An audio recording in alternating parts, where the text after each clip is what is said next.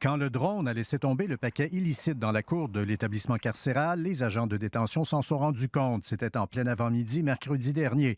Il contenait du cannabis, du hashish et du tabac valant 77 000 derrière les murs.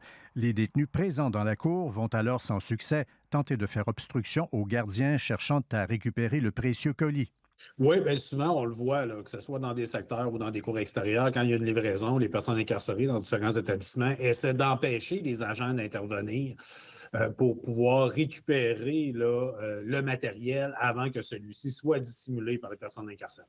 Les policiers de Trois-Rivières vont de leur côté fouiller autour de la prison sans parvenir à mettre la main au collet de celui qui pilotait le drone. Puis on s'entend, les terrains autour du centre de détention, là, il y a des secteurs résidentiels, il y a des secteurs industriels, donc c'est comme une aiguille d'une botte de foin, là. Dernièrement, de nouveaux systèmes anti-drones avaient été déployés à la prison. Est-ce que ce sont ces mesures qui ont fait la différence? En partie, oui.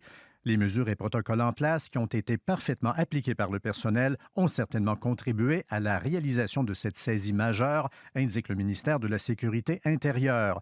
Le syndicat des agents de détention se réjouit de pareilles saisies, tout en déplorant que ce n'est sans doute là que la pointe de l'iceberg. Certains établissements, indique-t-on, peuvent recevoir 5 ou 6 livraisons par drone chaque jour. Mais il est clair qu'on doit poursuivre les investissements de la part du gouvernement pour s'assurer justement qu'on ait le plus possible de saisies dans nos établissements. Des drones actifs à la prison, qui est voisine de la zone aéroportuaire de Trois-Rivières, n'est pas une chose souhaitable, mais avec laquelle il faut composer. On peut rapporter à Transport Canada les problématiques, mais par la suite, là, c'est hors de notre champ d'action de juridiction.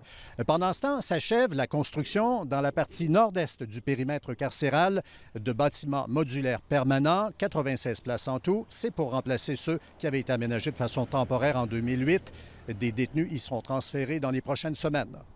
La prison a identifié les détenus ayant tenté de rescaper le colis. Ils s'exposent, dit-on, à des mesures disciplinaires et une enquête policière a été ouverte. Ici Louis Cloutier, Radio-Canada, Trois-Rivières.